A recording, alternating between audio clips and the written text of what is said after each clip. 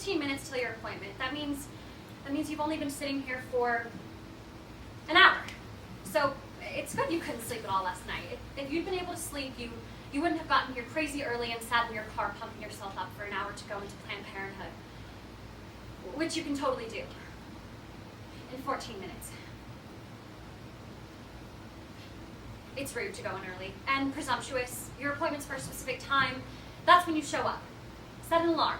When you have 10 minutes left, that's when you have to seriously start thinking about going inside. No, not too legit to quit. Something more soothing. Damn it! No, not today. It doesn't have to be today. It doesn't feel right. You can put this off. You have weeks. Why today? Screw today.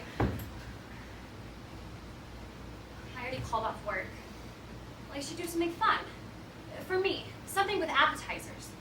I deserve it. Well, you've already paperwork, insurance cards, ID, and extra pads. You took out your tongue ring, your septal piercing, and earrings. You're wearing your second most comfortable shoes because of that stupid cat. You took pepper spray off your keychain and you put it in the glove compartment because they don't allow weapons of any kind. You are good to go. In 13 minutes. No, screw it. Not today. There's zero reason it has to be today. Erin said she rescheduled 3 times. You only rescheduled once. That's nothing. They get this all the time. They're not in there counting down the 13 minutes till the next procedure. 12 minutes. You have 12 minutes to leave. The passenger side door swings open. In slides Sponge. She wears an old puffy winter coat and thick winter gloves, although one of the gloves is clearly connected to the jacket via a large swath of duct tape. She speaks familiarly as if picking up a paused conversation. Whoa, I was not emotionally prepared for this level of cold. You move to the desert and you think, the cold's behind me, but no. Fuck, shit, balls. What the hell are you doing? Trying to get the feeling back in my fingers. I have poor circulation. Runs in my family. My dad lost a foot. Can I help you? I don't think so. I'm here to help you. My name's Sponge. Sponge? Sponge, like... That's what people call me. Not my given name. Oh, interesting. Do you mind if I get something out of the glove compartment? Of course. Whoa, cool, pepper spray. Grabs the container, examines the aquamarine bottle. You should really keep this on your keychain. Single eyes her, unsure what's about to happen. Sponge shakes the dispenser to check how full it is. She approves. Why did you get in this car? What do you mean? Gray Subaru, crack in the windshield, headless Hulu on the dash, and you're right on time. Well, 11 minutes early. 12. 11. Oh, crap. Fuck. Damn. Pussy. Cop. Oh. Do you have some kind of Tourette's or something? No, sorry. I get what you asked at. When I'm cold, swear words just sound warmer coming out of my mouth. Try it. Call me a goddamn fuckwit. It'll warm your heart. No thanks. I'm telling you, call me a fuckwit. You'll feel better. I'm good. You're lost, Sindel. What the shit? There you go. How'd that feel? How do you know that? No, You called me Sindel. How do you know my name? because you said it. I never said my name. Get the fuck out of my car. Relax. I am relaxed. Everything's fine. Deep breath, deep breath. Don't tell me how to breathe. Sponge fumbles for the door handle, but never looks away from Sindel. I'm trying to find the door thing. You're about to have a very bad day. Sponge finally finds the handle, pulls it, but it does nothing. When I came in, I must have hit something. What? It's locked. Sponge clearly pulls on the handle, nothing happens. Damn it. Sindel thinks, still aiming the spray with both hands. Without looking away from Sponge, she reaches for the auto unlock button on the driver's side, but she can't find it. She panics, not wanting to look away from the stranger, but needs to find the button. Finally, she looks over, hits the button, loud click. She immediately re-aims at Sponge and panics. I saw your post. Get out! Again, she holds up her hands to indicate no threat. Look, I saw your post. I didn't mean, I thought maybe, I'm sorry. Muffled MC Hammer song. Too legit. Too legit to quit. Hey, hey. Hey, hey. No longer muffled. Too legit. Too legit to quit. 10 more minutes.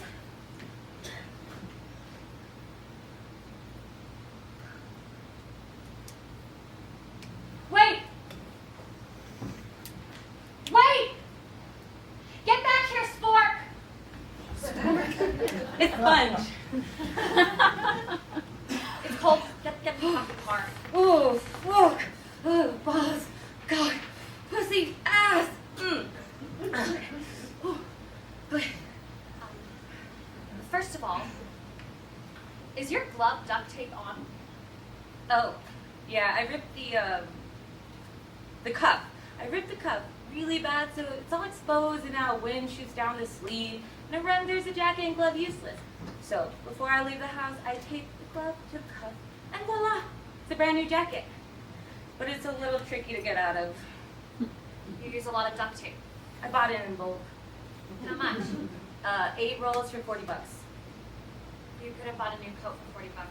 Yeah, but then what would we be talking about? Is that even a good deal for 8 rolls? Oh yeah, this is good stuff. Is it? How can you tell? I honestly have no idea. Actually, very well might have gotten ripped off, but I mean, who doesn't need duct tape?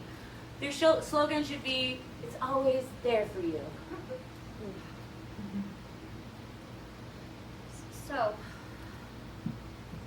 So what post do you think you saw? The one you wrote When? last night. Oh, I didn't post anything last night.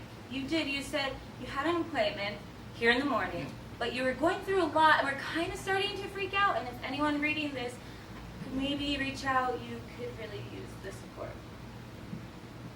No, I couldn't sleep. I was having a panic attack. I wrote something, but I didn't actually post it. You did. It was 3:06 in the morning. Yeah, but I deleted it immediately. It was up for almost 55 seconds. 55 seconds. At 3:06 in the morning, how did you see it? I don't sleep a lot or sometimes at all, which is bad. It's something I'm trying to get better at, but right now, in the interest of self-kindness, I'm allowing myself to fail. Who are you? Still Sponge? No, I mean, the only way for you to see my post is if we're friends. And no offense, but I have no idea who the hell you are. I know. I thought the same thing. The whole way over here, I was like, Sindel? I remember a Sindel, right? Maybe I'll recognize her when I get there, but then I open the cart door, and there you are, and nothing. Well, I can guarantee you I don't have Sponge in my contacts list. Obviously. I assume it's the traditional spelling. Obviously. Of course. What about your given name? It wouldn't have come up Why not? because I'm You're Sponge. Of course. Are you sure you don't want to call me a goddamn fuckwit? I'm telling you, it'll warm your heart. I'm good. Oh, I almost forgot. She pulls out 2 plastic wrapped products. I got empanadas at the gas station on Paseo. The guy behind the counter said they're edible, but he mostly spoke Spanish. She holds up the cheap gas station food up to the air vents. You could crank up the heat to warm them up. She taps one against the dashboard. It loudly thuds. They're frozen solid. Maybe they have a microwave inside? I'm not supposed to eat anything beforehand. Right, of course. Obviously, that was stupid. I mean, one of them's for me, but that would be selfish. You can't eat, so of course I'm not gonna eat. Solidary. You should eat. She examines the clear back of the packaging. It's fine. They don't particularly resemble food. She shows it to Sindel, who agrees. Maybe what you heard is edible was Spanish for diarrhea in a bag. Can I ask you something? Of course. What were you doing at 3:06 this morning? I was in the middle of a project. I can get sort of obsessive. What kind of project? If I'm being completely honest, I'd rather not get into it. I was trying to make my own beanbag chairs. Beanbag chairs? Yeah, but they aren't going very well. She puts away the pepper spray. Well, I have to apologize for dragging you all the way out here in this weather. It's no problem. No, I mean, I'm sorry you came all this way and made such an effort, which I super appreciate. So cool of you, when the fact of the matter is, I'm fine. That's awesome. You're fine. Totally fine. I mean, I didn't sound it when I wrote that. You sounded scared. Well, I was scared, but I think I just needed to get it off my chest. Get it out of my system, so it didn't have any power over me anymore. And that's why I deleted it. Because I'm fine. Totally fine. Exactly.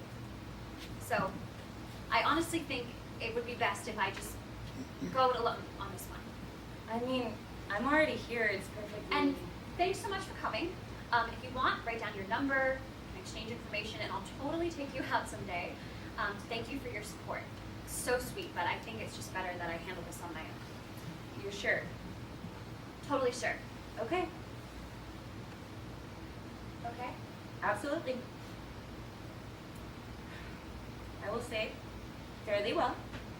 But before I go, you sure you don't want any diarrhea in a bag? I'm good. Positive? Because I'm just going to forget it in my pocket till the next time it's freezing, which could be a year from now. So who knows what it's going to look like by then. Then you should keep it in the interest of science. You're right. Good idea. It was a nice almost meeting you, Sue. It was nice almost meeting you too, Sponge.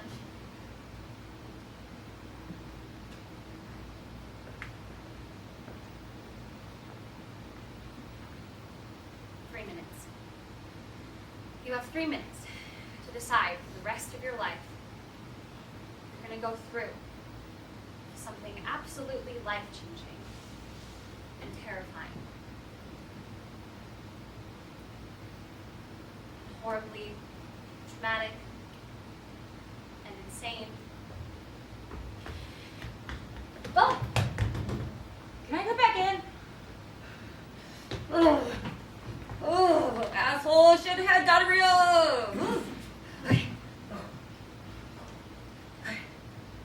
I get we don't know how we know each other, or, you know, if we know each other, but that doesn't mean we don't know each other. I spent a night so high at Red Rocks once. I thought I met Barack Obama. I don't know who or what I spent the night talking to, but I'm 96% sure it wasn't Barack Obama. So, who knows who we've met, or if we've met, or maybe I just saw your post out of a total algorithmic anomaly?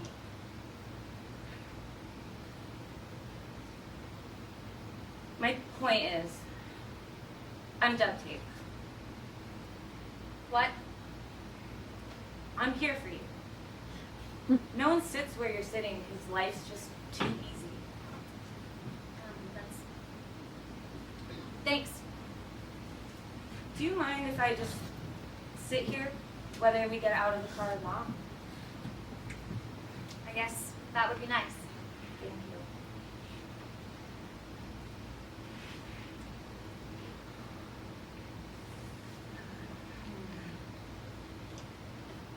Five years ago,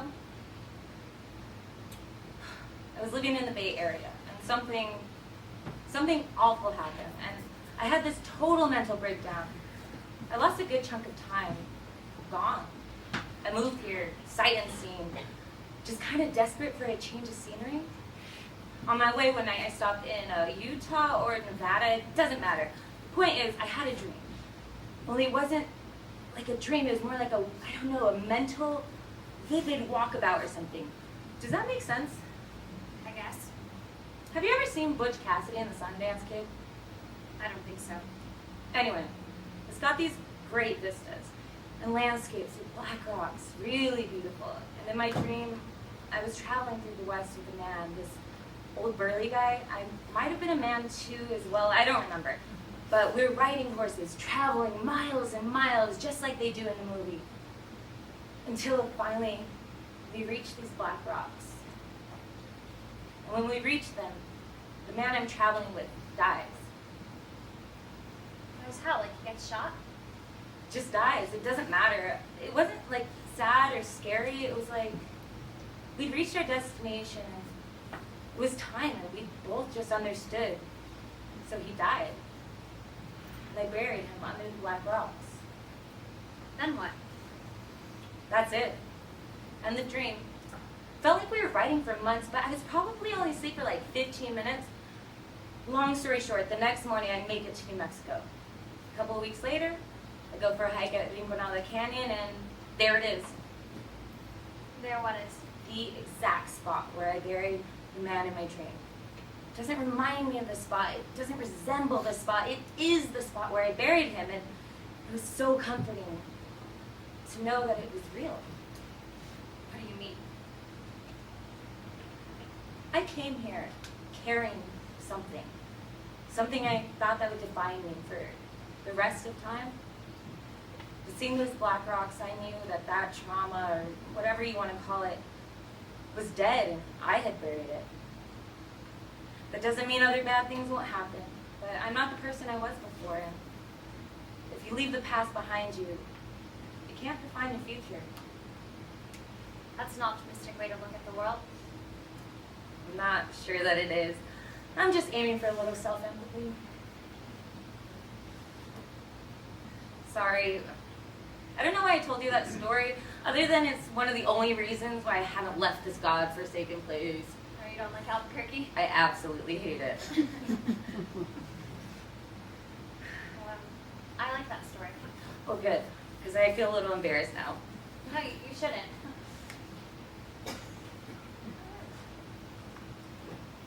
I used to enjoy silence. I could sit and watch a sunset or a sunrise. I'd go out into the sandias at dusk when the wind really kicks up, and I'd close my eyes and listen to it howl through the open space, because it would sound so infinite and huge that it would make me feel small, but in a good way. Like if I was this small, on this vast of an earth, then my problems were small too. They were suddenly manageable. Somewhere that changed. Now I'm terrified of silence. I actively run from it. I feel like something is wrong literally every second of every day. I'm incapable of giving myself a moment of peace, and it's exhausting. I'm tired all the time. So now I'm addicted to noise. I talk to myself out loud. I listen to 90s music or true crime stories to feel something in me, because if I don't, the negativity pours in. Distraction is my defense, but I'm hyper aware of it all the time. So there's still no peace. I'm incapable of peace. I tried meditating, I did yoga, I started hiking because of a Reese Witherspoon movie. I've come to the conclusion that, well, I'm broken. Beyond repair. That's my default. I keep saying that tomorrow everything will be better when really I know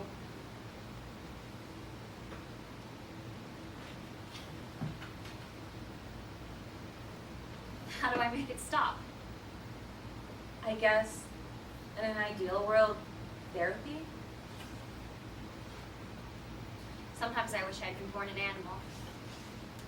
I'll see a coyote and think, I know your life's not easy, but at least you're not scared all the fucking time.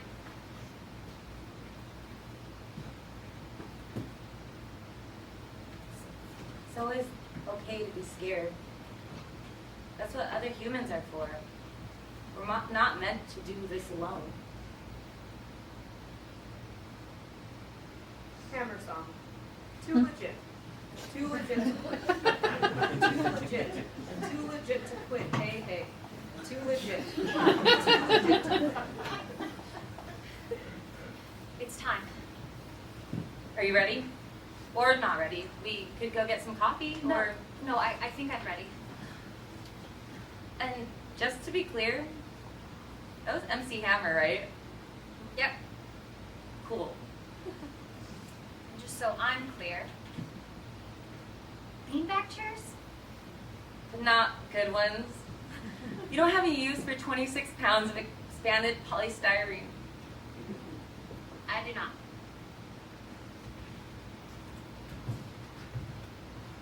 Hey, Sponge. Yeah? Thanks for being a goddamn fuckwit. Aw, you warmed my